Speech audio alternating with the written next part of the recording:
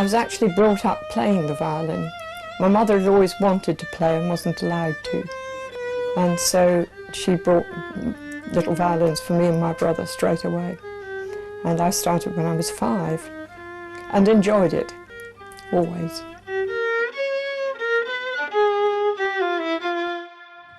I want to thank everyone for coming along today. We really appreciate it. I know some of you have travelled enormous distances to be here, which, you know, for me it's flattering. It's especially flattering for my mother as well. I also particularly want to thank Jan and Nigel, who've been unbelievably helpful, and I simply couldn't have organised this on my own without their help. I'm fine with logistics, but I'm not very good at organising musical players, because you know what musicians are like. Today's programme has been chosen mostly to reflect the styles of music that my mother most enjoyed, both listening to and especially playing. And so there's some variety to the performances today. I have been very careful to stress to most of you, if not all of you already, that we haven't rehearsed this remotely enough. And so therefore you will have to accept that a lot of these performances are going to become warts and all today. We are recording today's concert, hopefully both audio and video, but I also ask all of you that are here, whilst the concert is going on, please take as many photos as you like. Please film it as much as you like as well, and just try and be respectful during the performances, and then you can applaud loudly after we've stumbled our way through the selection of pieces today. The first piece that's going to be played today isn't a particularly well-known work, unless you've been in our workshop on our summer courses, because the Charles Addison piece was absolutely the staple piece that was chosen for us to sight read our way through on a Saturday afternoon. And it seems a good place to start this concert today, because it is, without wishing to tempt fate to the players, a relatively easy piece to play if you haven't seen music before. And to prove that point, even I was capable of playing it. Okay?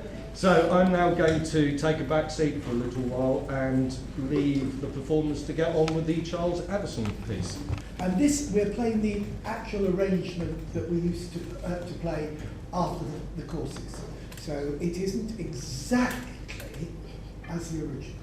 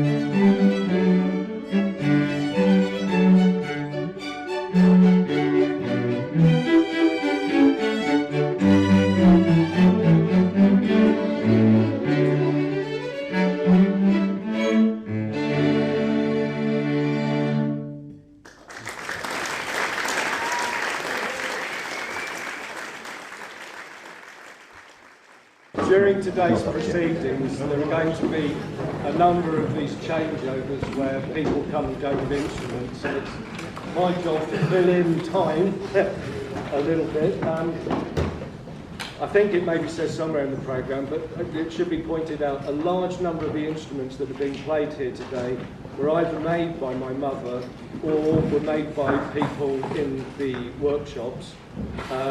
18 of the 25 players today made instruments or are making instruments in the workshop.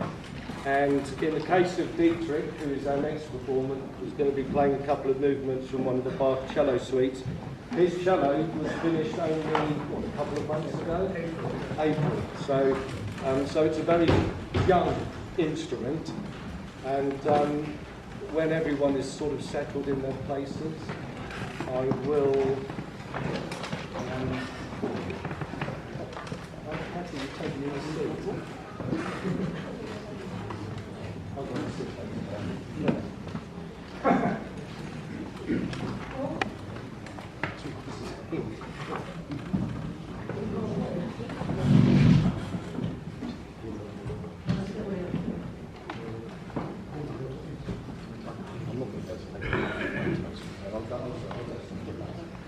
Take it away, But I could just say as well that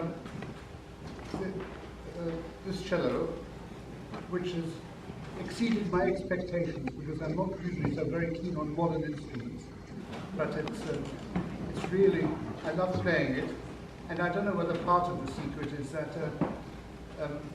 when I was looking for a piece of wood at the front, to the front, Juliet said, well, I've got this piece of pine here, and I think I'm too old to make another cello, so you can have it. So.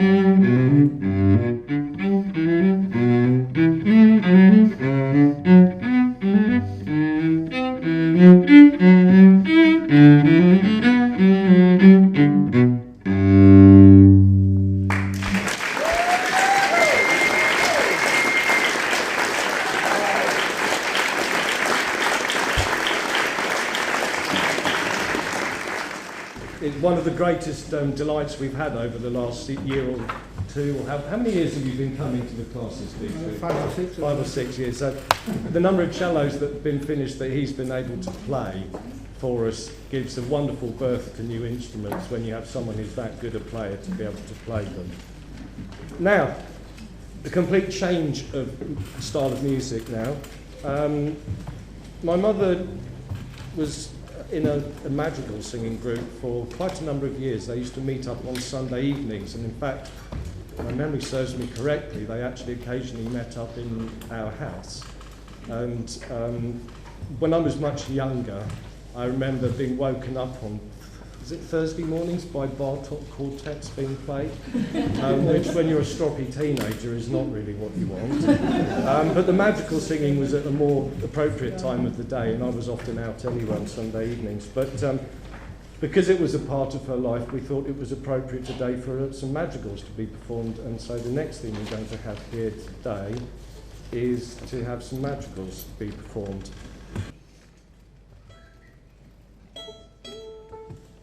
Sorry.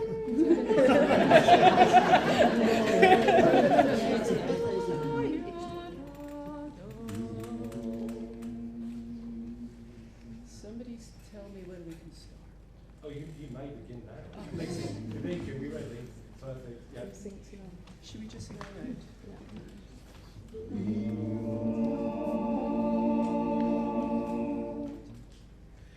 Sweet and low, sweet and low, wind of the western sea. Low, low, breathe and blow, wind of the western sea. Over the rolling waters go, comfort crying moon and blow. Blow him again to me,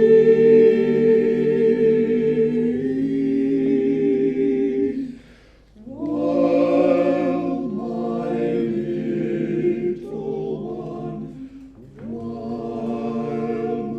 pretty one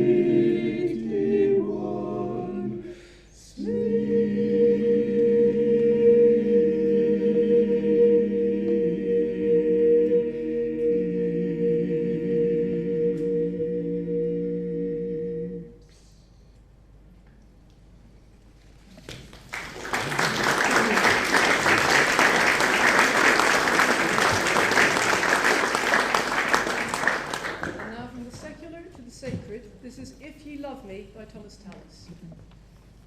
Can I have that A again? See how in tune.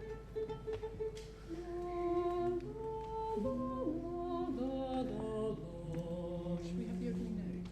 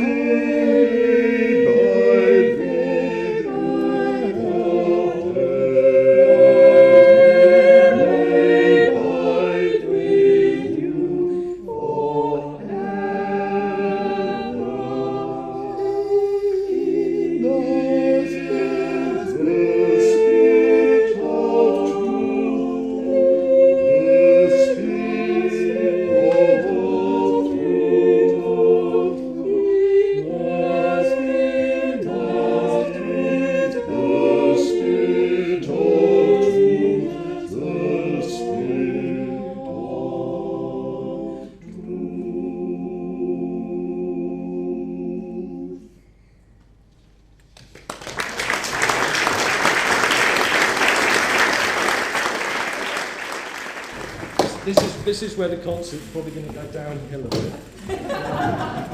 Mark and I have come out of retirement, especially today, to play at this concert. I haven't played live for 17 years. Mark hasn't played live for nearly that long. This piece that we're going to play was written by Mark about 25 years ago. Yeah, And wasn't it 28, yeah, 25.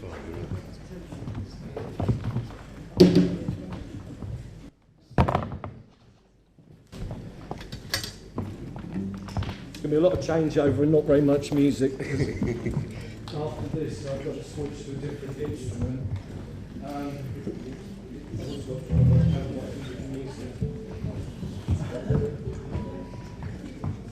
We're also breaking with tradition today by this is the only not fully acoustic thing that's been played.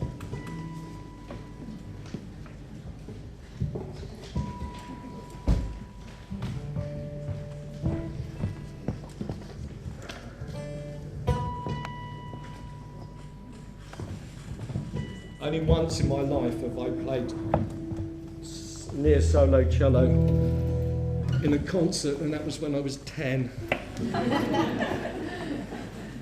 And unfortunately, on that day, it was just as hot and humid as it is today. So that was all a little bit, just it makes it a little bit, I don't know if everyone else feels that way, but I always think it's a bit harder to play when it's really hot and humid. Your bow tends to be a little bit more sticky. I'm trying to get as many excuses in as possible. Mark and I did record this in about 1998. So as it says in the programme, Mark wrote this for his late father as a sort of a tribute to him. And it was called Man of Peace, but today it's going to be called Lady of Peace, because for all of you that knew my mother, you will know very well that even if she could be a bit short with people at times, and tact does not run in our family anywhere, but underneath it everybody knew what a big heart she had and what a kind person she was, and how much she would go out of her way to help other people in so many different ways. So she was also a lady of peace. So Mark and I were going to stumble our way through this. We have rehearsed it, not enough, although I don't think that any amount of rehearsing would be sufficient. So Something in tune.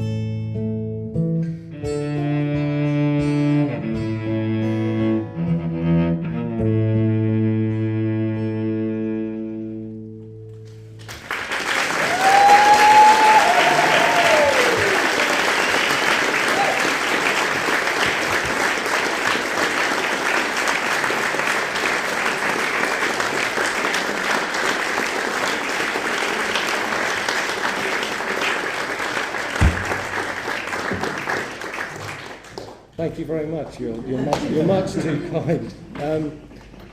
Before I move on to doing something even more daring for me, because if it's a long, long time since I played the cello properly, and even longer that I actually performed live on it in front of an audience, In a minute I'm going to play a guitar piece that I wrote, and I've never performed on the guitar in front of anyone before in my life.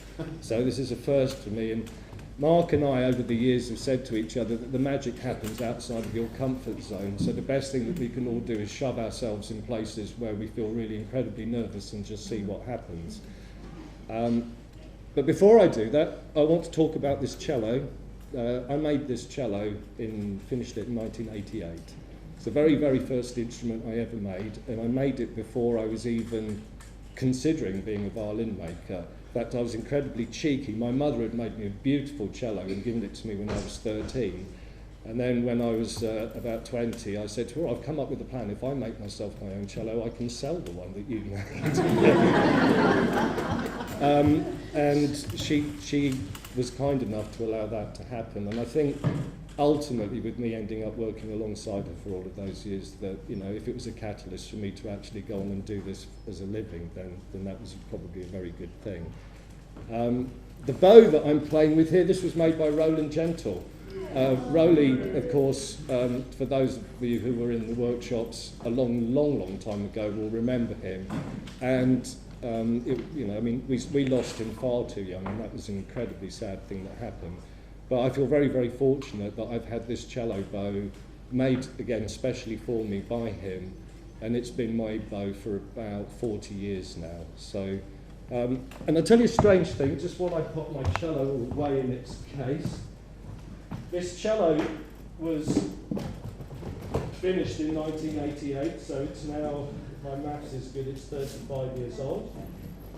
And the guitar that I'm about to play, I bought in 1988, so it is also 35 years old.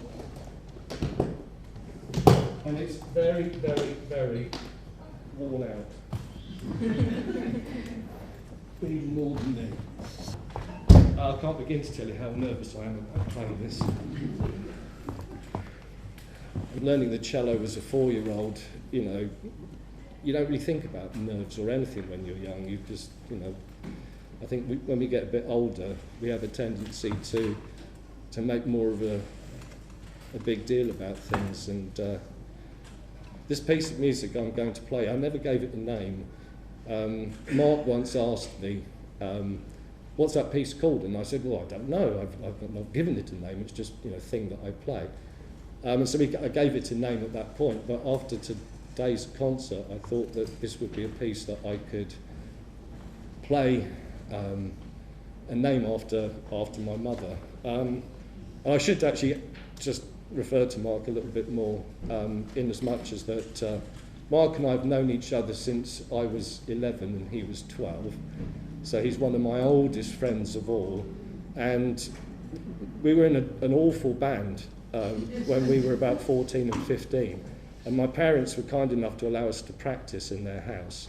And we made this horrendous racket, and the neighbours put up with us. And eventually, after another 2 or 3 years, we both actually got into quite good bands. And in the case of me, I actually learned to play instruments properly. Mark adapted from his classical background to being a rock guitarist, and he carried on playing guitar in bands for an awful lot longer than I gave up playing in bands when I was about 27, 28. And I focused on the workshop, which I think I'm definitely a better violin maker than I am a guitarist, and I'm certainly a better teacher of violin making than I am a guitarist. And I don't need any music for this. I have no idea when I wrote this, how it evolved, or anything else. All I know is that it appeared bit by bit until it turned into a piece. And on a good day, I can just about play it. So let's hope that today's a reasonably good day. Normally, when I play the guitar, I sit on the sofa in my front room. Now I'm all right with this. I brought this rug along today for the cellists to put their spikes on, but it just gives me a little bit of a feel that I'm almost in my front room, and if I put my glasses on, I wouldn't be able to see any of you, which might be a good idea. And if this goes horribly wrong, that's just too bad. Okay, so this piece is, I suppose, now theoretically called Juliet. Okay.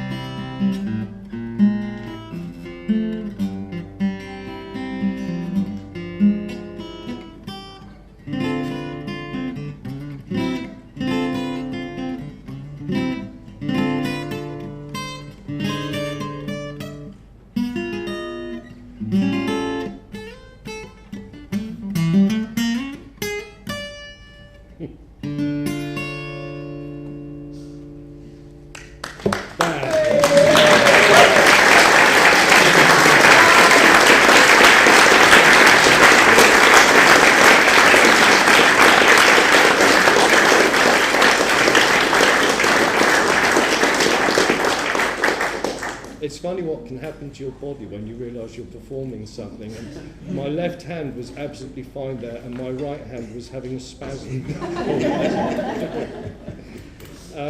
I do have a recording of that piece as well, which is considerably better than the version that I've just played now. But one day I'll try and do it again really nicely. But it could have been worse.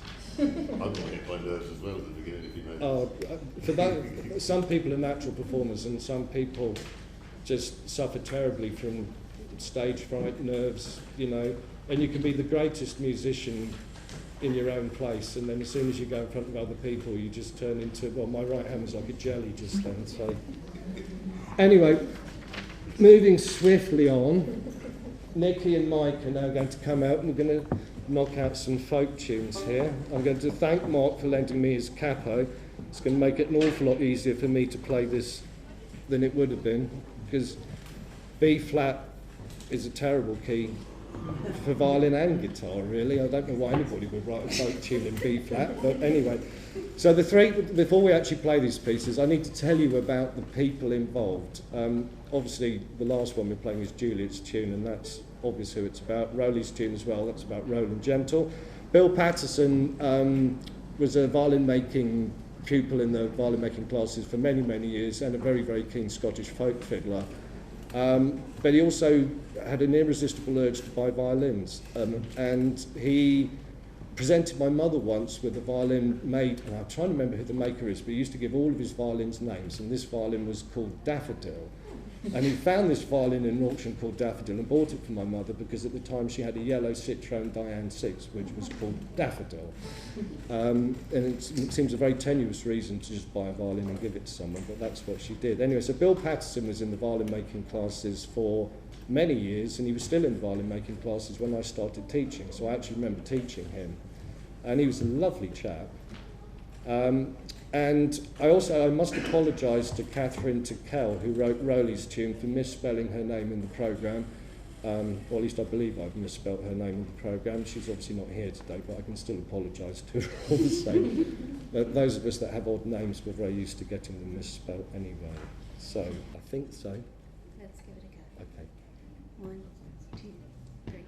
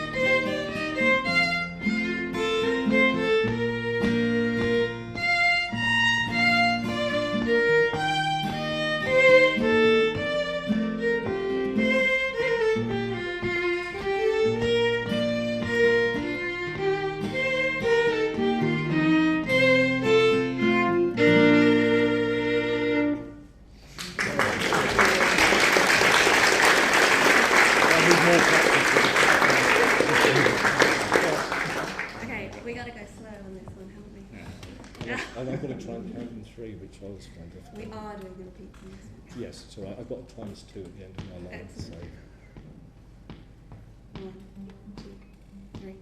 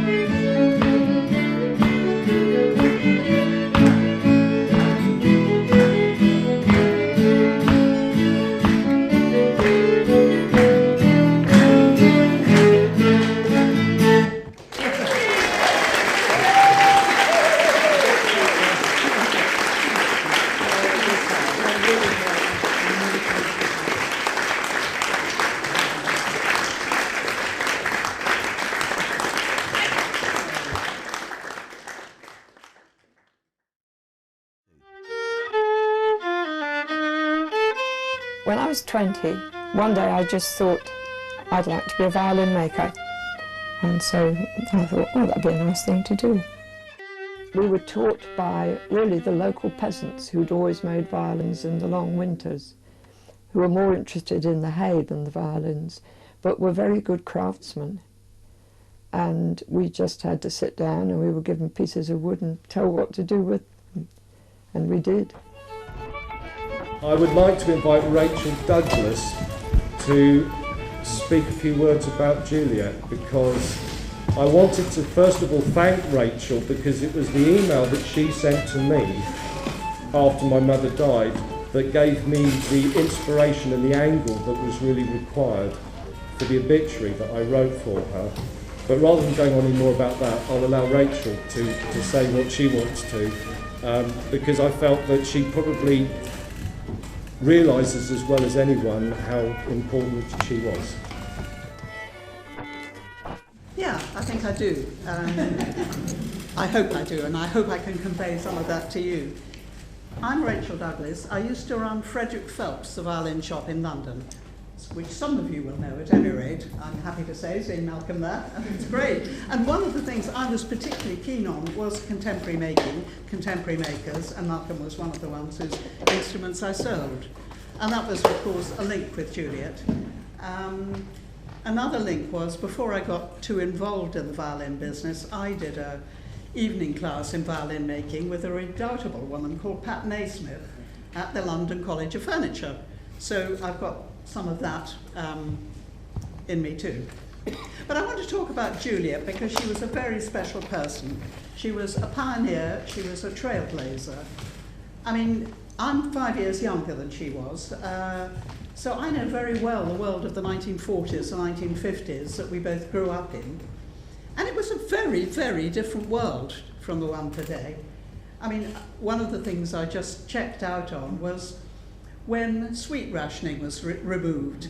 Did you know, 1953, I was 14 years old before I could go into a sweet shop and buy sweets without coupons and all the rest of it. And it was a world. I went to a nice school for, well, it was a nasty school actually, I hated it. I went to a school for nice young ladies, rather like Juliet did in Cambridge, where the expectations for us were really, some of the very bright blue stocking types might go to university, but mostly we do a nice little job, perhaps a secretarial job, get married. It was post-war, we're going to have a lovely peaceful life, 2.4 children, a dog, you know, the sort of thing. And it was the rare girl who managed to move away from that. And Juliet did it, I mean, in an extraordinary way. You know, at the age of 20, she went to Mittenwald. She didn't speak German, which is a bit of a drawback when you go to a foreign country to study. She was female. That was a huge drawback if you were going to study to be a violin maker. Mittenwald was about the only place in the world she could have done that, and I don't think they looked particularly kindly on the female pupils that they had. And it was Germany. I mean, you know, I'm saying 1953. I'm afraid I grew up during the war, and I didn't really know the difference when I was small between Germs and Germans. They were both nasties, you try to get rid of them. It was, I think, a very brave thing to go to Germany at that time as a woman, not speaking the language, the land of what had until quite recently been the enemy. So that is something I think you must remember about her, how in a quiet and non-pushy way she blazed a trail. And now if you go to any violin makers convention or sale or anything like that, there are violin makers of all shapes, all sizes, all types, all interests and so on. And you think about those things, but you never think, God, that's a woman. What's she doing here? But you did then. And she is very much one of the reasons why violin making now is an absolute equal gender business. The next thing I think about her, and I know most of the people here will know very well, is that she was an educationalist. She liked to share her love, her knowledge of the violin, not just the way you play it, not just the music it can make, but the way it was constructed, what goes into making a violin. And she didn't do this because she was a hugely didactic type who wanted to tell people what to do. She did it because she really loved it. And this was knowledge she wanted to share. I think that was always characteristic of her, that if she had something, she would like to share it. And it's rather typical of her that she played the violin and she played the viola. And she particularly loved, I think, to play the viola, which is the heart of a string quartet. But it's not a showy violin, you know, first violin going up into the heavens. Typical of her that she wanted to be there and be part of it, but she didn't want to make a great song and dance about it. So she started the violin classes in Cambridge when she was 26. Again, you know, a young woman in a man's world. And we all know what happened to the violin making classes. They grew and the little summer courses, all the rest of it. And the Cambridge Violin Workshop is what it is today. But it was a very unusual thing when you go back to the 60s. I think one of the things that interests me is that she, coming from a background perhaps rather like mine, rather like my husband's, of academic, middle-class, professional people who didn't do woodwork at school, particularly if they were girls, didn't use their hands very much, used their brains. The violin classes had, and has, I'm quite sure still, a number of academics, lawyers, accountants, people like that, doctors who wouldn't have expected to be able to make a musical instrument. And she helped them to do that, and I think that was a hugely important thing. She just loved to share her enthusiasm and her knowledge. And she didn't see the difference between the academic and the violin making, I think. There's the nice story that comes in her obituary somewhere. I read that when she and Jimmy went on their honeymoon, they first started off in Europe at a scientific conference that he attended and probably gave some very high-powered paper at. And then they went looking for violin wood in Mittenwald and, you know, violin bridges and so on, which was just as important. And then finally, the other thing about Juliet I'd like to share with you that maybe some of you don't know is she was very much a benefactor. I became involved with something called the Rowan Armour Brown Trust, Memorial Trust. Rowan Armour Brown having been a female maker of the generation below Juliet's, who sadly died. I think she was still in her 40s when she died, and I sold her instruments. And we set up this memorial trust with some money that had been raised, and Juliet became a trustee of it quite soon. What it does is it provides grants of money, financial help, for young violin makers, violin making students, to buy tools, wood, so on. And also specialist additional training. Sometimes, you know, one of them will want to go somewhere particularly to study something special. So we provide financial help, and it's still going on doing it all these years later. It gets gifts of wood and tools, which are, when a violin maker dies, very often his or her spouse will leave their tools and so on to the trust. And then these are sold to students at knockdown prices, but raising a bit more money for the future of the trust. And the last thing it does is provide work experience and placements with established violin makers, trying to match a student to a violin maker or violin shop that they think might help them. It's a really good trust. And Juliet was a trustee for about 10, 15 years, I think. And she was great. She was absolutely straightforward. You can imagine we had our yearly meetings in which we got together and we looked at all the applications and we went through the lives, and not the personal lives, of all the people who applied to us. She was so, she was unsentimental. She was just down to earth. She was a great colleague to have. She wasn't one of these people on a board who loves to hear their voice heard the whole time, you know, the kind. She wasn't one who didn't have any opinion and just waited to see what other people would say. She had her opinions, she stated them fairly and honestly, and she was a great colleague to have. So that's Juliet, you know, whom we're celebrating today. Fantastic life, isn't that? You know, the trailblazing young woman, the educationalist who's brought so much pleasure to so many people's lives and launched so many professional makers off on their careers, actually. And finally, the, what do you call it, the eminence gris or something behind in the violin business who could help the Rowan Armour Brown Trust flourish in the way it has. And it's still going and still looks for donations and still helps young violin makers. So that's Juliet.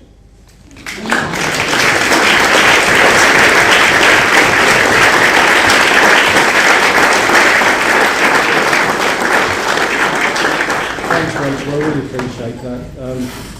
As you were speaking then, you were saying various things and I was nodding, oh yes, yes. And perhaps the thing you said then that most made me nod was when you said that she wasn't sentimental, which was absolutely the truth, which is why there was no funeral and there was this concert instead, because none of us in our family believe in funerals. I hate going to them. The last thing I want to do was to have one for my mother.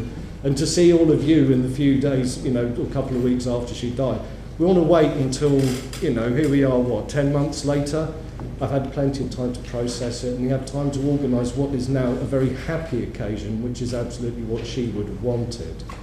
And on top of that, The only thing we weren't able to do in her to fulfil all the wishes in her will is that she wanted her body to be donated to medical science, and we weren't able to do that because the relevant university department was closed for the summer.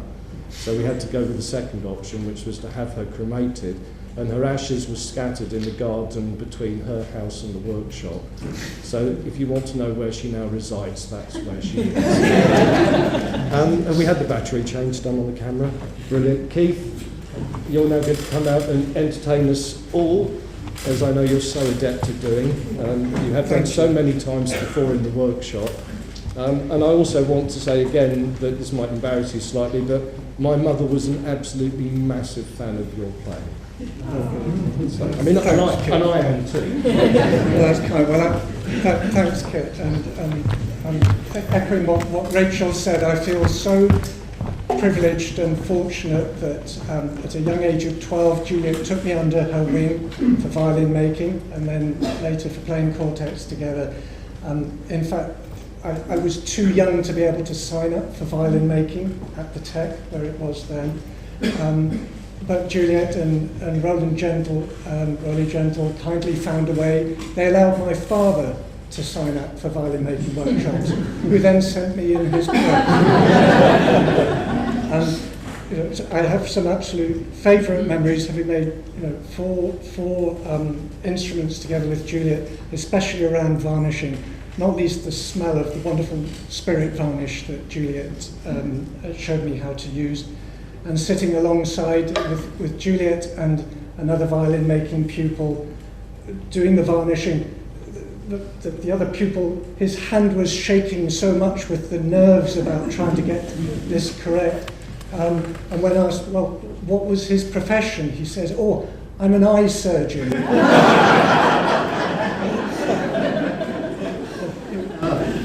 Just a couple of tunes for Juliet.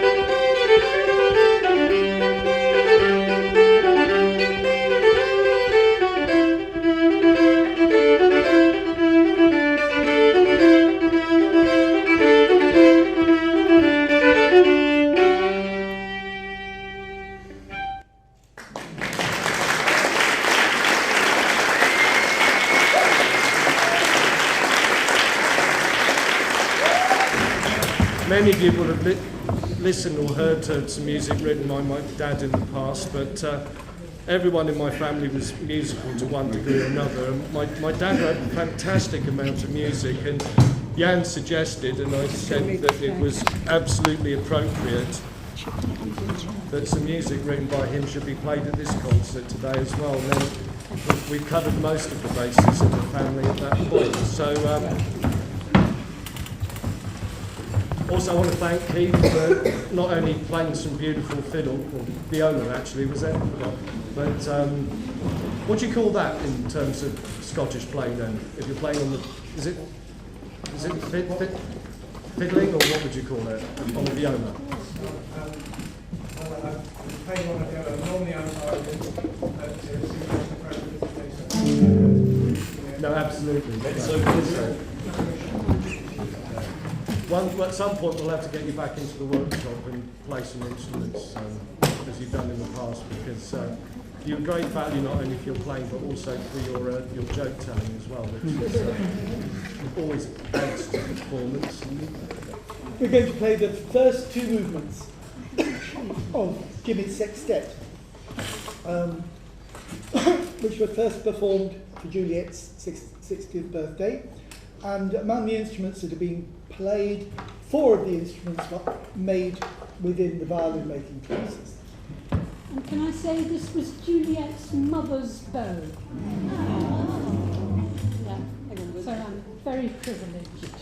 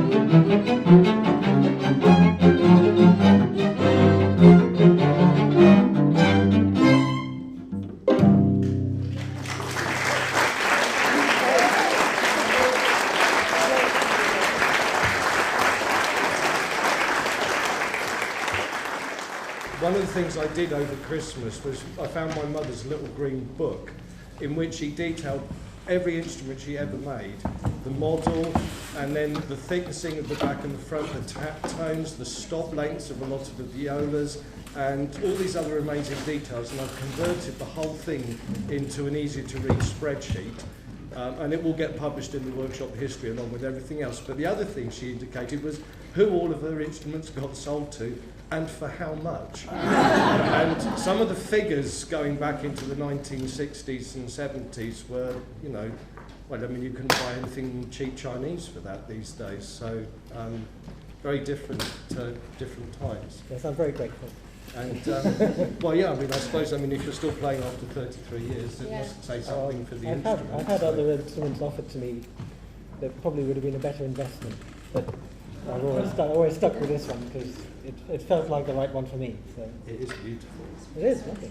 This is nice. Oh, that's beautiful too. Wow. I play it all the time, and I get so many comments on its tone, and so it's Juliet gets all around the place.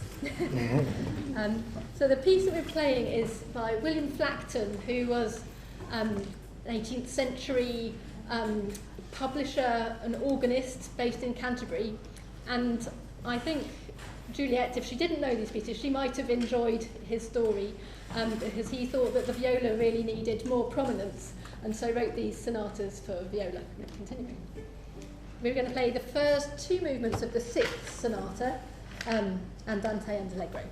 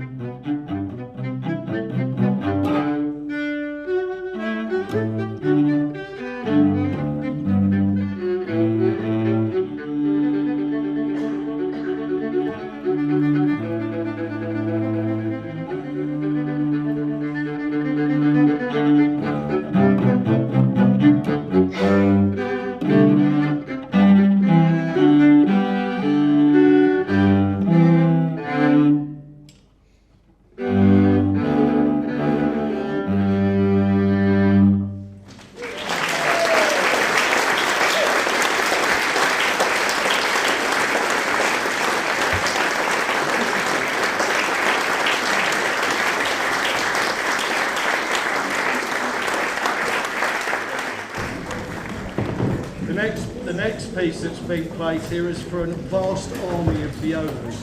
I lost count at about 20 earlier, so you're going to hear at least 20 violas playing a piece of music that is specifically and only for violas and nothing else. And it's presumably going to take everybody a little while to get into this.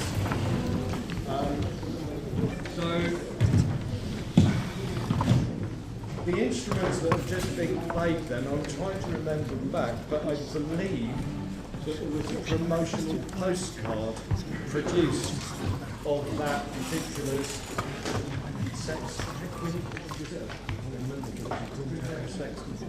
it's a quintet of instruments, yes. And a picture of all 5 instruments together will appear also in the history of the workshop. I haven't finished writing it yet, but as it says on the flyer, if you send me an email saying you want a copy of it, I will, when it's finally written and published, be very happy to mail copies out to everyone that wants them. It's going to be about 100 pages in A4 colour, so it's going to be a proper big book. And it's going to have loads and loads and loads of photos in it, including photos of today at the end. What do we know about Michael Rose? Michael Rose won the first BBC conducting competition back in the late 60s, became assistant conductor of the BBC Northern Orchestra in Manchester, as it was at the time, and also worked with something called the BBC Training Orchestra, which was set up in Bristol in the late 60s.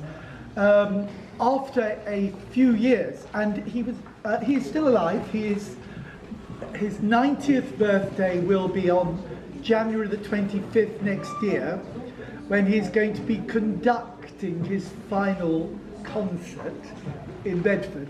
Early in the 1970s, he came and established the music service in Bedford, writing lots of educational music, which is used in particularly associated board examinations for all different woodwind instruments and things.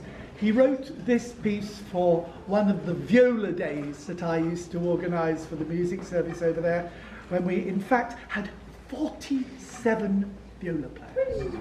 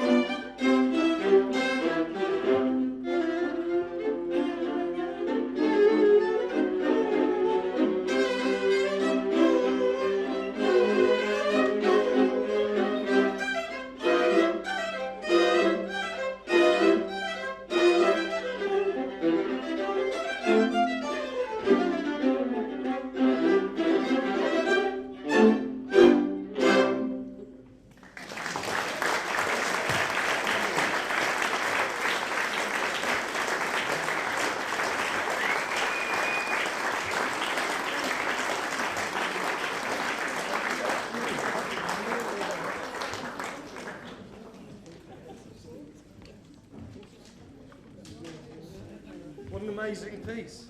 And amazing that violas can cover, well, perhaps not so amazing that violas can cover quite such a range. The next piece, I've just been told off by one of our Scottish attendees today that the whiskey should be spelt without an E. But when I was sent the programme notes, that's how it was spelt. So it's not my mistake. I think it was arranged by someone from Ireland. Exactly.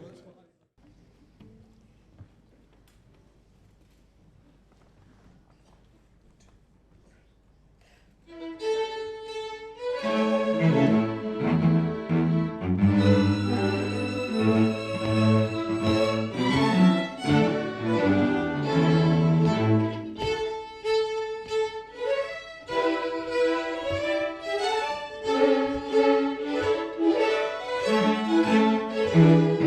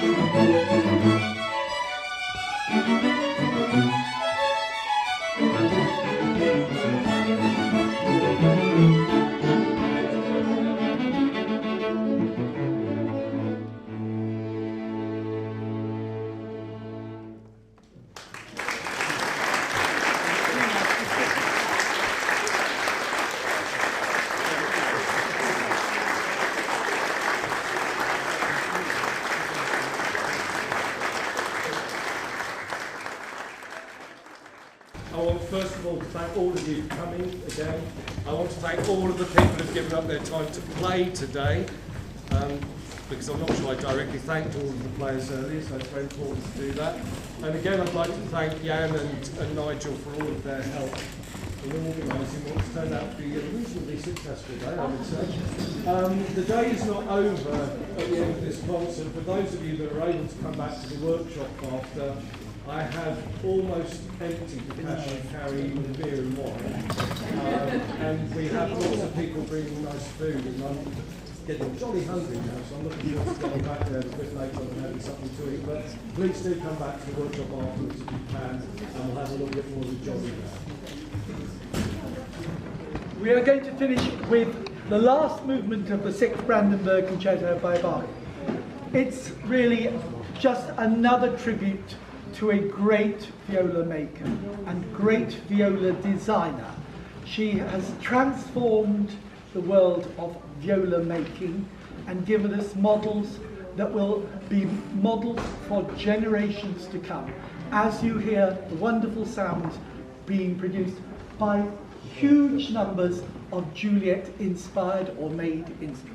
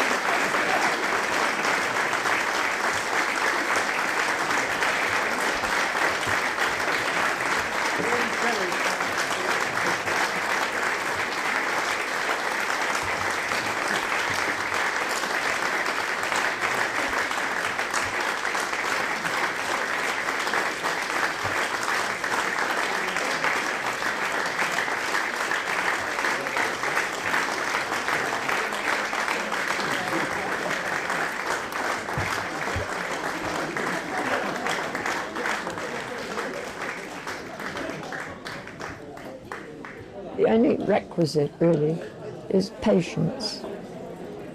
They have to fill in on their form if they have unlimited patience, even when doing dull work. And we get some pretty odd answers, and if anybody says yes, we're very suspicious. But if you've got patience and are prepared to do what you're told, really anybody can make a violin.